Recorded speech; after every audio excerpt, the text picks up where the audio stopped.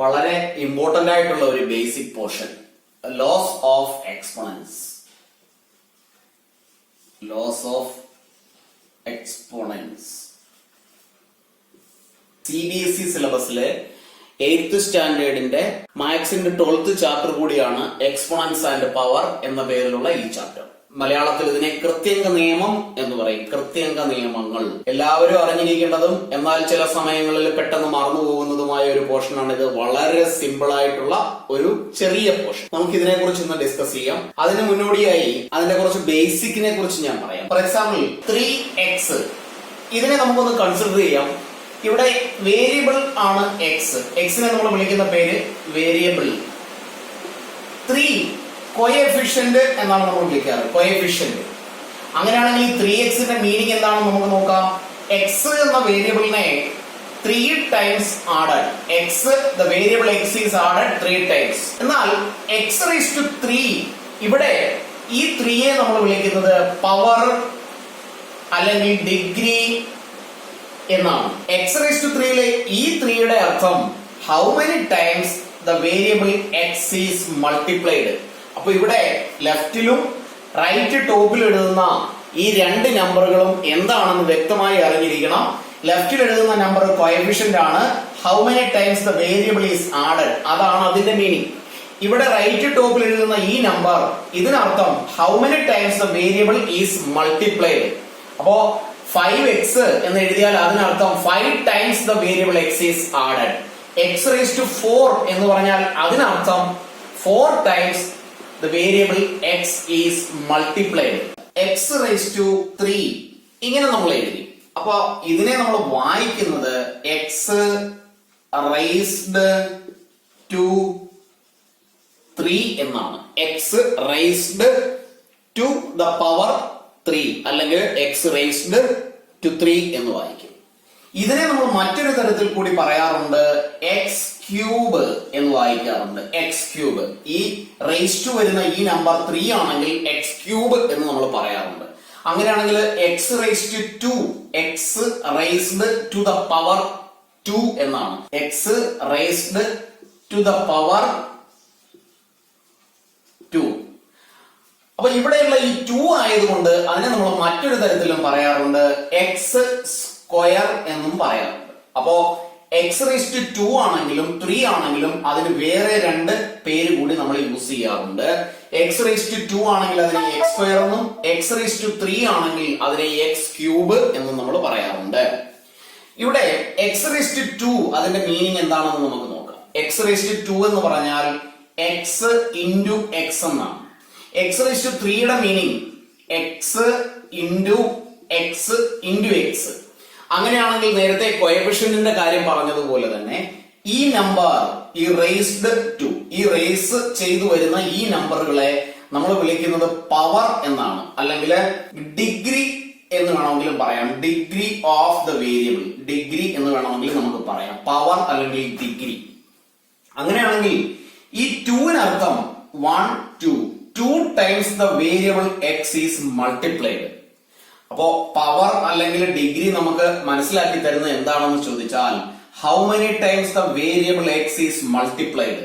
ഇവിടെ 1 2 3 ആണ്, അതുകൊണ്ടാണ് ഇവിടെ 3 എഴുതിയിരിക്കുന്നത്. അതിനർത്ഥം 1 2 3 times the variable X is multiplied. ഇതാണ് ഈ റേസ് ടു അല്ലെങ്കിൽ റേസ് ചെയ്തു വരുന്ന മുകളിൽ എഴുതുന്ന നമ്പറായ പവറിന് അർത്ഥം. അപ്പോ ഒരു ടേമിന്റെ അല്ലെങ്കിൽ ഒരു വേരിയബിളിന്റെ ലെഫ്റ്റ് സൈഡിൽ വരുന്ന നമ്പർ കോഎഫിഷ്യന്റും റൈറ്റ് ടോപ്പിൽ വരുന്ന നമ്പർ പവർ അല്ലെങ്കിൽ ഡിഗ്രി ആണെന്നും മനസ്സിലാക്കുക. ഇത്രയും അറിഞ്ഞു വെച്ചുകൊണ്ട് നമുക്ക് ഫസ്റ്റ് ലോയിലേക്ക് പോകാം. First law of exponents അതിതാണ്.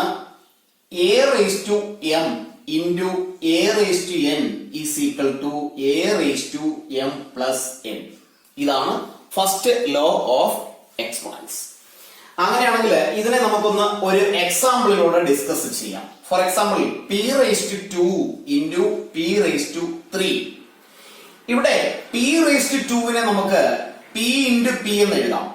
That means 2, അതിനർത്ഥം 2 times the variable p is multiplied into p⁻3യെ 3 times the variable p is multiplied. Is equal to e raised to 5 എന്ന് എഴുതി വെക്കാം. അപ്പോ 5 അർത്ഥം 1 2 3 4 5 times the variable p is multiplied. അപ്പോ ഈ ഒരു കാൽക്കുലേഷൻ ഇത്രയും ലെങ്തി ആയി എഴുതി ചെയ്യേണ്ട ആവശ്യമില്ല. ഇവിടെ നമ്മൾ കണ്ടു 2ഉം 3യുമാണ് ആൻസർ ഈസ് 5. അങ്ങനെയാണെങ്കിൽ by using this first law a raised to m into a raised to n നമുക്ക് എങ്ങനെ എഴുതാമെന്ന് നോക്കാം. ഇവിടെ താഴെ എഴുതിയിരിക്കുന്ന a എന്ന വേരിയബിൾ, ഈ a എന്ന വേരിയബിളിനെ നമ്മൾ വിളിക്കുന്ന പേര് ബേസ് എന്നാണ്. a എന്ന വേരിയബിളിനെ വിളിക്കുന്ന പേര് ബേസ്. എമ്മും എന്നും പവറുകളാണ്. പവർ ഡിഗ്രി എന്ന് പറയും. അപ്പോ ഇവിടെ ബേസ് സെയിം ആണെങ്കിൽ ആൻസറിന്റെ ബേസും സെയിം ആയിരിക്കും. ഡിഗ്രി അല്ലെങ്കിൽ പവർ മാത്രം ചേഞ്ച് ആകുന്നു. ഇവിടെയും പി രണ്ടിടത്തും ബേസ് സെയിം ആണ്. അങ്ങനെയാണെങ്കിൽ ഫസ്റ്റ് ലോ ഓഫ് എക്സ്പോണൻസ് വെച്ച് നമുക്ക് ഇതിനെ ഇങ്ങനെ എഴുതാം. p raised to 2 plus 3 is equal to p raised to 5 എന്ന് എഴുതി. ഒരു വലിയ നമ്പർ ആണെങ്കിൽ ഫോർ എക്സാമ്പിൾ പവർ വരുമ്പോ x raised to 11 into x raised to 15 ഇങ്ങനെ വരുന്ന ഒരു ക്വസ്റ്റ്യനില് ഈ രീതിയിൽ എഴുതി ചെയ്യാൻ ബുദ്ധിമുട്ടാണ്. ഇത്രയും മൾട്ടിപ്ലൈ ചെയ്ത് എഴുതുന്നത് ബുദ്ധിമുട്ടാണ്. അതുകൊണ്ട് തന്നെ ഇവിടെ നോക്കുക, ബേസ് രണ്ടും സെയിം ആണെങ്കിൽ ആൻസറിന്റെ ബേസും അത് തന്നെ ആയിരിക്കും. ഇനിയുള്ളത് നോക്കേണ്ടത് പവറിനെ കുറിച്ചാണ്. 11 plus 15 which is x raised to 26 ഇങ്ങനെ എഴുതി വെക്കാം. ഈ ഒരു എക്സാമ്പിൾ നമുക്ക് നോക്കാം. a raised to 11 into a raised to -3 ഇതിനെ എങ്ങനെ ചെയ്യാം. അപ്പൊ ഫസ്റ്റ് ലോയിൽ നമ്മൾ ശ്രദ്ധിക്കേണ്ട കാര്യം ബേസ് രണ്ടും സെയിം ആണോ എന്ന് മാത്രം നോക്കിയാൽ മതി. പവറിനെ കുറിച്ച് നോക്കേണ്ട ആവശ്യമേ ഇല്ല. ബേസ് രണ്ടും സെയിം ആണ്. അങ്ങനെയാണെങ്കിൽ ആൻസറിന്റെ ബേസ് a ആണ്. ഇനി ഈ പവറുകൾ രണ്ടും 11 plus -3 ഈസ് ഈക്വൽ ടു ആൻസറിന്റെ ബേസ് a തന്നെയാണ്. 11 is a positive number and -3 is a negative number. So the difference between the number is 8. 11ന്റെ സൈൻ പ്ലസ് ആണ്, അതുകൊണ്ട് +8 അത് എഴുതേണ്ട ആവശ്യമില്ല. a raised to 8 is the answer.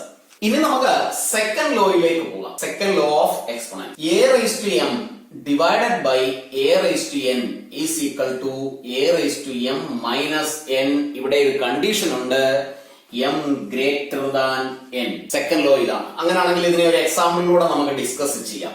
x raised to 7 divided by x raised to 3. അപ്പോ ഇതിനെ ഈ law വെച്ച് ചെയ്യാതെ നോർമൽ മെത്തേഡില്, അതായത് ബേസിക് മെത്തേഡിൽ നമ്മൾ ചെയ്താൽ x raised to 7നെ നമുക്ക് ഇങ്ങനെ എഴുതാം. 1 2 3 4 5 6 7.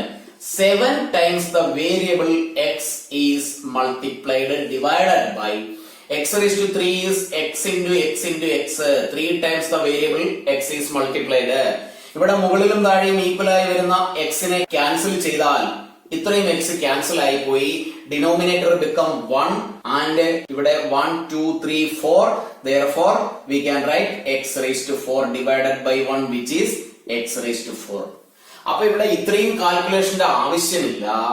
ഈ ഒരു ലോ ഉപയോഗിച്ചാൽ ഇതിനെ നമുക്ക് ഇങ്ങനെ എഴുതാം. is equal to x raised to 7 minus 3 which is x raised to 4. അപ്പോ ഇത്രയും സ്റ്റെപ്പ് എഴുതി ചെയ്യേണ്ട ആവശ്യമേ ഉള്ളൂ ഈ ഒരു ക്വസ്റ്റ്യനെ. ഇത് നമ്മള് നോർമൽ ബേസിക് മെത്തേഡിൽ ചെയ്ത് ആൻസർ എങ്ങനെയാണ് കിട്ടുന്നതെന്ന് അറിയാൻ വേണ്ടി ചെയ്തു എന്ന് മാത്രമേ ഉള്ളൂ. ഇവിടെ ശ്രദ്ധിക്കേണ്ട കാര്യം, ഇതിനെ നമ്മൾ m ആയി കൺസിഡർ ചെയ്യുകയും ഇതിനെ n ആയിട്ട് കൺസിഡർ ചെയ്യുകയും ചെയ്താൽ വലിയ നമ്പർ 7 ആണ്, ചെറിയ നമ്പർ ആണ് 3. അതുകൊണ്ട് ഇവിടെ 7 minus 3 which is x raised to 4 എന്ന് എഴുതാം. അപ്പൊ ഇവിടെയുള്ള കണ്ടീഷൻ ഇതാണ്, ന്യൂമറേറ്ററിൽ വരുന്ന പവർ ഡിനോമിനേറ്ററിൽ വരുന്ന പവറിനേക്കാൾ വലുതായിരിക്കണം. അതാണ് ഇവിടെ ഈ m ഗ്രേറ്റർ ദാൻ n എന്ന് എഴുതി. അങ്ങനെയാണെങ്കിൽ ഇതേ ലോയുടെ തന്നെ ഒരു രണ്ടാമത്തെ പാർട്ട് കൂടിയുണ്ട്. അതിങ്ങനെയാണ്, a raised to m divided by a raised to n is equal to 1 by a raised to n minus m. Condition ഇതാണ്, n ഗ്രേറ്റർ ദാൻ m. ഇത് രണ്ടും ഡിവിഷന് വേണ്ടിയുള്ള ലോ ആണ്. അതിൽ ന്യൂമറേറ്ററും ഡിനോമിനേറ്ററും വലുതും ചെറുതും ഏതാണ് എന്നുള്ളത് നോക്കിയാണ് ഈ രണ്ട് ലോയും നമ്മൾ അപ്ലൈ ചെയ്യുന്നത്. അങ്ങനെയാണെങ്കിൽ ഇവിടെ കണ്ടീഷൻ ഇതാണ്, ഡിനോമിനേറ്ററിന്റെ power is greater than the power of numerator. അപ്പോൾ അതിനൊരു എക്സാമ്പിൾ നമുക്ക് നോക്കാം. x raised to 2 divided by x raised to 5. അപ്പൊ ഇതിനെ നോർമൽ ബേസിക് മെത്തേഡിൽ നമ്മൾ ചെയ്താൽ x into x, 2 times x is multiplied. x raised to 5, that means 5 times the variable x is multiplied. ഇവിടെ എക്സും എക്സും ക്യാൻസൽ ആയി പോയി, എക്സും എക്സും ക്യാൻസൽ ആയി പോയി. ന്യൂമറേറ്ററിൽ left with 1 divided by 1 2 3 times therefore x raised to 3 എന്ന് എഴുതാം. അപ്പൊ ഇവിടെ 1 by x raised to 3 എന്ന് എഴുതി. ഇത്രയും കാൽക്കുലേഷൻ എഴുതി ചെയ്യേണ്ട ആവശ്യമില്ല. ഇതൊരു ചെറിയ നമ്പർ ആയതുകൊണ്ട് ഇത് പോസിബിൾ ആണ്. അതല്ല ഇതൊരു വലിയ നമ്പർ ആണെങ്കിൽ, വലിയ പവറിൽ വരുന്ന നമ്പർ ആണെങ്കിൽ ഈ ഒരു മെത്തേഡ് നമുക്ക് ആപ്ലിക്കബിൾ അല്ല. അതുകൊണ്ട് തന്നെയാണ് ഈ ഒരു ലോ നമ്മൾ യൂസ് ചെയ്യുന്നത്. അങ്ങനെയാണെങ്കിൽ ഈ ലോ ഉപയോഗിച്ച് ഇതിനെ എങ്ങനെ എളുപ്പം ചെയ്യാമെന്ന് നമുക്ക് നോക്കാം. ഇവിടെ x raised to 2, x raised to 5 ലോയിൽ പറയുന്നത് എങ്ങനെയാണ്? If the power of denominator is greater than the power of numerator, താഴെയുള്ള നമ്പർ ആണ് വലുതെങ്കിൽ ആൻസറിനെ ഇങ്ങനെ എഴുതാം: 1 by x raised to ഡിനോമിനേറ്ററിന്റെ പവർ മൈനസ് ന്യൂമറേറ്ററിന്റെ power. Final answer will be 1 by x raised to 3. രണ്ടും answer same തന്നെയാണ്. അപ്പൊ സെക്കൻഡ് ലോയ്ക്ക് രണ്ട് പാർട്ട് ഉണ്ട്. First part power of numerator is greater than the power of denominator. രണ്ടാമത്തെ പാർട്ടില് power of the denominator is greater than the power of the numerator. കൂടി നമുക്ക് എഴുതാം: 2x the whole raised to 2 into 3x the whole raised to 2. അപ്പോ ഇവിടെ നമുക്ക് ഇതിനെ എഴുതുമ്പോ രണ്ടിന്റെയും പവർ ഈക്വൽ ആണ്. അങ്ങനെയാണെങ്കിൽ ഇതിനെ എഴുതിയാൽ ബേസ് രണ്ടും കൂടെ മൾട്ടിപ്ലൈ ചെയ്യുന്നു. 2x into 3x the whole raised to same power ആണ്, therefore power is 2. ഇനി ഇതിനെ ഒന്ന് സിംപ്ലിഫൈ ചെയ്താൽ 2 into 3 നമ്പേഴ്സ് ആർ മൾട്ടിപ്ലൈഡ്, അല്ലെങ്കിൽ കോഎഫിഷ്യൻസിനെ മൾട്ടിപ്ലൈ ചെയ്തു. 6 x into x നമുക്കറിയാം x raised to 2 the whole raised to 2. Next സ്റ്റെപ്പില് 6 ഇതിനൊരു പവർ ഉണ്ട് 1. 6 raised to 1 into 2 നെ നമുക്ക് 6 raised to 2 എന്ന് എഴുതാം. നേരത്തെ നമ്മൾ കണ്ടതാണ് a raised to m the whole raised to n is equal to a raised to mn എന്നുള്ള ലോ നമ്മൾ പഠിച്ചതാണ്. അപ്പൊ ഇവിടെ 6 raised to 2 എന്ന് കിട്ടി. x raised to 2 into 2 അതിനെ നമുക്ക് ഇവിടെ ഇൻറ്റു സൈൻ എഴുതാം. x raised to 2 into 2 ഇങ്ങനെ നമുക്ക് എഴുതാം is equal to 6 raised to 2 means 6 into 6 which is 36 into x raised to 2 into 2 x raised to 4. രണ്ടും കൂടി ചേർത്ത് എഴുതിയാൽ 36 x raised to 4 എന്ന് ഫൈനൽ ആൻസർ കിട്ടും. Fifth law a raised to m divided by b raised to m is equal to a by b the whole raised to m. അപ്പോ ഇതും വളരെ simple ആണ്. ഒരു എക്സാമ്പിൾ കൂടെ നമുക്ക് നോക്കാം. y raised to 3 divided by x raised to 3 is equal to a b. രണ്ട് വേരിയബിൾസും different ആണ് and the powers are same. Degree രണ്ടും സെയിം ആണ്. അങ്ങനെയാണെങ്കിൽ എയും ബിയും എഴുതി ബ്രാക്കറ്റിന് പുറത്ത് എം എഴുതി. ഇവിടെ അതേപോലെ എഴുതിയാൽ നമുക്ക് ഇങ്ങനെ എഴുതാം: y by x the whole raised to 3. Laws of എക്സ്പോണൻസിന്റെ sixth law a raised to 0 is equal to 1.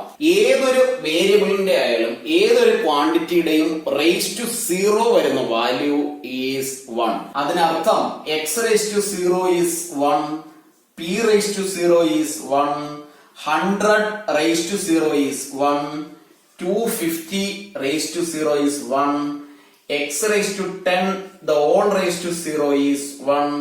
For any number, any variable raised to 0 is 1. അതാണ് a raised to 0 is equal to 1 എന്നല്ലോ. ഇപ്പൊ നമ്മൾ main loss എല്ലാം പറഞ്ഞു കഴിഞ്ഞു. ഇതിൽ additional ആയിട്ട് ഒന്ന് രണ്ട് കാര്യങ്ങൾ കൂടി നമുക്ക് ഓർത്തിരിക്കേണ്ടതായിട്ടുണ്ട്.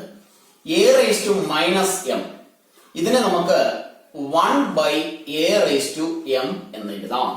അങ്ങനെയാണെങ്കിൽ p raised to minus 3 ഇതിനെ നമുക്ക് 1 by p raised to 3 എന്ന് എഴുതാം. റിവേഴ്സിൽ പറഞ്ഞാൽ 1 by x raised to 4 നെ നമുക്ക് x raised to minus 4 എന്ന് എഴുതാം. ഇവിടെ നമുക്ക് ഒരു എക്സാമ്പിൾ വർക്ക് ചെയ്യാം. 4p raised to 7 divided by 2p square. അപ്പൊ ഇവിടെ കോഎഫിഷ്യന്റ് ഉണ്ട്, രണ്ടിനും pക്ക് രണ്ട് കോഎഫിഷ്യൻസ് കൂടി ഉണ്ട്. ഇതിനെ നമുക്ക് വളരെ സിമ്പിൾ ആയിട്ട് പറയുകയാണെങ്കിൽ 4 into p raised to 7 divided by 2 into p raised to 2 എന്ന് എഴുതാം. ഇവിടെ മൾട്ടിപ്ലൈ ചെയ്തിരിക്കുന്നത് കൊണ്ട് ഈ 4ഉം 2ഉം കൂടെ ഡിവൈഡ് ചെയ്യാം. അതർവൈസ് ഇതിനെ നമുക്ക് ക്യാൻസൽ ചെയ്യാം. 2 കൊണ്ട് ഡിവൈഡ് ചെയ്താൽ 1 times 2 is multiplied, അല്ലെങ്കിൽ 1 into 2 2 and 2 into 2 is 4. അപ്പം ലെഫ്റ്റ് വിത്ത് നമ്പറിലെ കോഎഫിഷ്യന്റിലെ ലെഫ്റ്റ് വിത്ത് ന്യൂമറേറ്ററിൽ ഒരു 2 ആൻഡ് ബാക്കി വരുന്നത് p raised to 7 and p raised to 2 ആണ്. p raised to 7 divided by p raised to 2 അതിനെ മാത്രം ഒന്ന് ചെയ്താൽ p raised to 7 by p raised to 2. ഇത് ഈ ലോയിലെ ഫസ്റ്റ് പാർട്ടാണ് എം ഈസ് ഗ്രേറ്റർ ദാൻ, അല്ലെങ്കിൽ ഇവിടെ ന്യൂമറേറ്റർ ആണ് വലുത്. അങ്ങനെയാണെങ്കിൽ ആൻസർ നമുക്ക് ഇങ്ങനെ എഴുതാം, p⁻7 - 2 ഈസ് p⁵5 എന്ന് എഴുതി. 2ഉം 7 നമുക്ക് ക്യാൻസൽ ചെയ്ത് വേണമെങ്കിലും ചെയ്യും. ക്യാൻസൽ ചെയ്യുമ്പോൾ ഓർക്കേണ്ടത് 7ൽ നിന്ന് 2 മൈനസ് ചെയ്ത 5 p⁵5 ഇവിടെ എഴുതുക. താഴെയുള്ള ഈ p⁵2 അങ്ങ് ക്യാൻസൽ ആയി പോകും. Final answer will B 2p⁵5. Now coming to the third law, a⁻m the whole raised to n is equal to a⁻mn. അതായത് എമ്മും എന്നൂടെ മൾട്ടിപ്ലൈ ചെയ്ത് mn എന്ന് എഴുതി. ഒരു സിമ്പിൾ എക്സാമ്പിളിലൂടെ നമുക്ക് ഇതിനെ ഡിസ്കസ് ചെയ്യാം. b⁵3 the whole raised to 2. ഈ b⁵3 ഒരു ഒറ്റ വേരിയബിൾ ആയിട്ട് എടുത്താൽ raised to 2 എന്നുള്ളതിനെ നമുക്ക് b⁵3 into b⁵3 എന്ന് എഴുതാം. അതായത് b⁵3 2 ടൈംസ് മൾട്ടിപ്ലൈഡ്. ഈ b⁵3 ഒരൊറ്റ വേരിയബിൾ ആയിട്ട് എടുത്താൽ b⁵3 into b⁵3 എന്ന് എഴുതാം. ഇവിടെ b⁵3 means 3 times the variable b is multiplied. ഈ b⁵3 യുടെ അർത്ഥം 3 times the variable b is multiplied. അങ്ങനെയാണെങ്കിൽ 1 2 3 4 5 6 times the variable multiplied. Therefore b⁵6 is the answer. Otherwise also b⁵3 into b⁵3 നമുക്ക് b⁵3 plus 3 എന്ന് എഴുതാം, which is b⁵6. അപ്പൊ ഇവിടെ final answer b⁵6 ആണ്. ഇനി നമുക്ക് ഈ ലോ ഓഫ് എക്സ്പോണൻസിലെ തേർഡ് ലോ ഉപയോഗിച്ച് ഒന്ന് ചെയ്ത് നോക്കാം. ഇവിടെ ഈ ഒരു കണ്ടീഷനിൽ m into n ആണ്. അപ്പൊ 3 into 2 അതായത് b⁵3 into 2 which is b⁵6. Answer രണ്ടും സെയിം ആണ്. അപ്പൊ തേർഡ് ലോ ഇതാണ്, a⁻m the whole raised to n is equal to a⁻mn. Fourth law ഇതാണ്, a⁻m into b⁻m is equal to ab the whole raised to m. ab the whole raised to m. അപ്പോ ഇതിനെ നമ്മൾ ഒരു എക്സാമ്പിളിലൂടെ discuss ചെയ്യാം. x⁻3 into y⁻3. ഇവിടെ ഈ ഒരു law വളരെ സിമ്പിൾ ആണ്. ബേസ് രണ്ടും ഡിഫറന്റും പവർ രണ്ടും സെയിം ആയി വരികയാണെങ്കിൽ വേരിയബിളിനെ രണ്ടും മൾട്ടിപ്ലൈ ചെയ്ത xy the power to same power, രണ്ടിന്റെയും പവർ എന്താണോ അതിനെ എഴുതിയാൽ മാത്രം മതി. ഇനി നമുക്ക് മൾട്ടിപ്ലിക്കേറ്റീവ് ഇൻവേഴ്സ് എന്താണെന്ന് നോക്കാം. അതിതാണ് a⁻m into a⁻−m. ഇതിനെയാണ് മൾട്ടിപ്ലിക്കേറ്റീവ് ഇൻവേഴ്സ് എന്ന് പറയുന്നത്. For example x⁻2 into x⁻−2. ഇത് നമുക്കൊന്ന് കാൽക്കുലേറ്റ് ചെയ്ത് നോക്കാം. a⁻m into a⁻n എന്നുള്ള കോൺസെപ്റ്റിൽ അല്ലെങ്കിൽ ഫസ്റ്റ് ലോ ഉപയോഗിച്ചാൽ x⁻2 plus -2 എന്ന് എഴുതാം. Is equal to x⁻2 plus ആണ് 2 മൈനസ് ആണ്, രണ്ടും ആഡ് ചെയ്താൽ 0 കിട്ടും. x⁻0 any value ⁻0 is 1. അതുകൊണ്ട് നമുക്ക് ഈ ഐഡന്റിറ്റിയെ വിളിക്കാം മൾട്ടിപ്ലിക്കേറ്റീവ് ഇൻവേഴ്സ് എന്ന് വിളിക്കാം. ഒരു നമ്പറിന്റെ അല്ലെങ്കിൽ ഒരു വേരിയബിളിന്റെ മൾട്ടിപ്ലിക്കേറ്റീവ് ഇൻവേഴ്സ്. For example 2⁻⁻4. ഇതിന്റെ മൾട്ടിപ്ലിക്കേറ്റീവ് ഇൻവേഴ്സ് എന്ന് പറയുന്നത് 2⁻4 ആണ്. കാരണം ഇത് രണ്ടും കൂടെ മൾട്ടിപ്ലൈ ചെയ്താൽ 2⁻⁻4 plus 4 which is 2⁻0 is equal to 1. 1 കിട്ടുന്നു. Multiplicative inverse.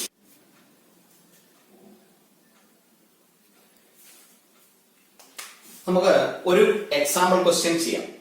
5 into t⁻⁻4 into 5⁻³ divided by 5⁻² into 10 into t⁻⁻. 5 into ആണ്. 5ന് ഒരു പവർ ഇല്ല. അപ്പൊ ഞാൻ ഒരു കാര്യം കൂടി ഓർമ്മിപ്പിക്കാം.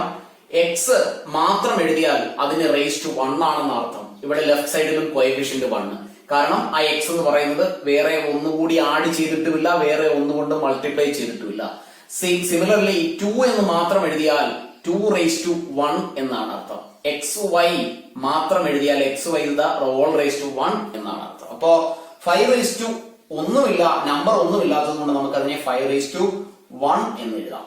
ഇൻറ്റു ഈ t⁻⁻4 എന്നുള്ളത് t⁻⁻4 അതായത് a⁻−m ആണെങ്കിൽ അതിനെ നമുക്ക് 1/a⁻m എന്ന് എഴുതാം. അങ്ങനെയാണെങ്കിൽ ഈ t⁻⁻4 ഡിനോമിനേറ്റർ ആയി വരും, t⁻4 എന്നായി മാറും. നെക്സ്റ്റ് നമ്പർ 5⁻3 ആണ്. സെയിം ഈ ലോ ഉപയോഗിച്ച് തന്നെ ഈ 5⁻3 ഡിനോമിനേറ്ററിൽ എത്തും, 5⁻3 ആയി മാറും. ഇവിടെ ന്യൂമറേറ്ററിലുള്ളതെല്ലാം കഴിഞ്ഞു. 5⁻2 ആണ്. 5⁻2 ഇതേ ലോ ഉപയോഗിച്ച് 5⁻2 -2 അങ്ങ് മുകളിൽ വരും, 5:2 ആയി മാറും. ഇവിടെ ഇൻറ്റു 10 ആണ്. ഇൻറ്റു 10 ഇവിടെ മാക്സിമം 5 ആണ് വന്നിരിക്കുന്ന നമ്പർ. അതുകൊണ്ട് 10നെ നമുക്ക് 2 × 5 എന്ന ഫോമിലാക്കി എഴുതാം സിംപ്ലിഫൈ ചെയ്യുന്നതിന് വേണ്ടി. ഇൻറ്റു t⁻⁻8 -8 ആയതുകൊണ്ട് അതിനെ നമുക്ക് ന്യൂമറേറ്ററിൽ t⁻8 എന്ന് എഴുതാം. ഇനി ഇവിടെ നമ്മൾ സിംപ്ലിഫൈ ചെയ്യുന്നു അല്ലെങ്കിൽ കാൽക്കുലേഷൻ. ഇവിടെ 5:1 ആണ്. ഇവിടെയും 5:1. ഈ രണ്ട് നമ്പർ കൂടി ക്യാൻസൽ ചെയ്ത് മാറ്റാം. Left with 5:2 × t⁻8 divided by t⁻4 × 5:3 × 2. t⁻4 t⁻8 ഇത് ന്യൂമറേറ്ററിലെ ടിയുടെ പവറായി വരുന്ന number 8 which is greater than the power 4. അങ്ങനെയാണെങ്കിൽ അവിടെ നമുക്ക് ഇങ്ങനെ എഴുതാം t⁻8 - 4. ഈ രണ്ടെണ്ണം കൂടി കാൽക്കുലേറ്റ് ചെയ്യുമ്പോൾ a⁻m/a⁻n എന്നുള്ള ലോ ഉപയോഗിച്ചാൽ a⁻m - n എന്നുള്ള ഫോമിൽ നമുക്ക് അതിനെ ഇങ്ങനെ ലെഫ്റ്റ് വിത്ത് 5:2 ആൻഡ് 5:3 ഇത് a⁻m/a⁻n ആണ്. ഡിനോമിനേറ്ററിലെ പവർ ആണ് വലുത്. അതുകൊണ്ട് 1 എന്ന് വരും. 1 എന്ന് പറയുമ്പോൾ ന്യൂമറേറ്ററിലല്ല അത് ഡിനോമിനേറ്ററിലായിട്ട് വരുന്നത് 5:3 - 2 എന്ന് എഴുതാം. 5:2 ആൻഡ് 5:3 ഇവിടെ പവർ വലുതായ നമ്പർ ഡിനോമിനേറ്ററിലാണുള്ളത്. അതുകൊണ്ട് തന്നെ 1 എന്നുള്ളതിന് പകരം 1 ഇവിടെ മേളിൽ ന്യൂമറേറ്റർ ആയിട്ട് വേറെ നമ്പർ ഉണ്ട്. അപ്പൊ നമുക്ക് ഡിനോമിനേറ്റർ ആയിട്ട് 5:n ആണ് ഇവിടെ വലുത്.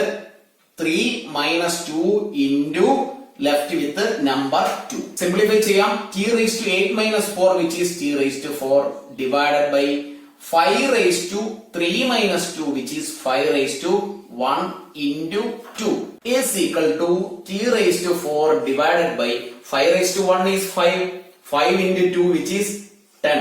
ഇതാണ് ഫൈനൽ ആൻസർ ആയി വരുന്നത്. ഒരു ക്ലാസ് പോലും മിസ് ചെയ്യാതെ എല്ലാ ക്ലാസ്സുകളും അറ്റൻഡ് ചെയ്യുന്നതിന് വേണ്ടി ഈ ചാനൽ അഥവാ സബ്സ്ക്രൈബ് ചെയ്തിട്ടില്ല എങ്കിൽ ഇന്ന് തന്നെ ദയവായി സബ്സ്ക്രൈബ് ചെയ്യുക.